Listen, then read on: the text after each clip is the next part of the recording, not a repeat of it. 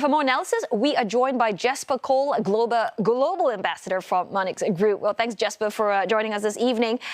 This all-out effort from Prime Minister Takaichi to woo Trump.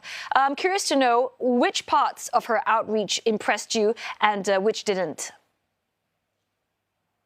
Look, the key point is, this is Takaichi's grand entry onto the global stage. Incredible professionalism. She clearly knows what she's doing. She knows how to flatter President Trump and to drive home the key messages. Number one, Japan is the unsinkable aircraft carrier for the United States of America here in Asia. And number two, Japan has got what it takes to help America reindustrialize and rebuild its infrastructure. So from that perspective, it's really 10 out of 10 for Takaichi and Trump.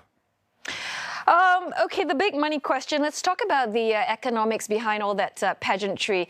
Jesper, help us read this. Japan's paying tariffs and also pouring $500 million into the U.S. economy. Is this actually a smart, long game for Japan? Look, Japan, needs the partnership with the United States. Just in the money world, in the investment world, please remember that about 1/3 of all of Japan's profits are actually generated by exporting or selling to the United States of America. So there's a very, very high interdependence. And, now that America demands, an entry price to participate in the American economy via the tariffs, via the investment deals. Yes, Japan is working very, very hard to turn this into a win-win situation for Japan. So, Jesper, on the trade front, one of the most talked about outcomes was this new minerals deal, which is framed as a push to, sort of wean reliance off China. So, Jesper, is there any real teeth in that? And what sort of measurable outcomes of this pact should we be looking out for?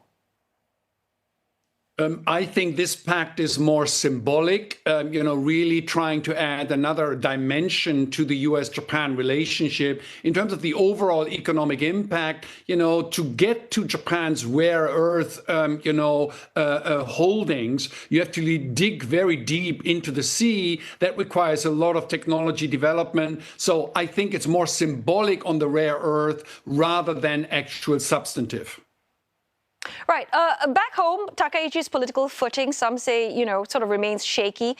Given her position in Parliament, this summit does come at a crucial time. How effective do you think this whole high-profile U.S. visit is when it comes to being a domestic political stabilizer?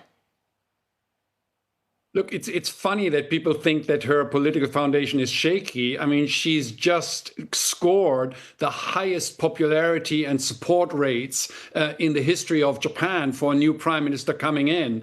Popularity ratings of higher than 75%. So I think, that you actually will be positively surprised by how well Takaichi is received amongst the people. Because remember, the Japanese people want somebody who actually takes actions. They don't want the old boys network of the LDP to continue its little, thing. They want decisions to be made. They love the fact that Prime Minister Takaichi is a fighter who does not come from a rich and old established political family, but is actually a self-made woman.